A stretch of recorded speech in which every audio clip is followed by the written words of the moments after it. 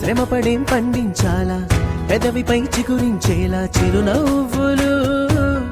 కండలను కరిగించాలా, కొండలను కదిలించాలా, చచ్చి చెడి సాధించాలా సుఖశాంతులు.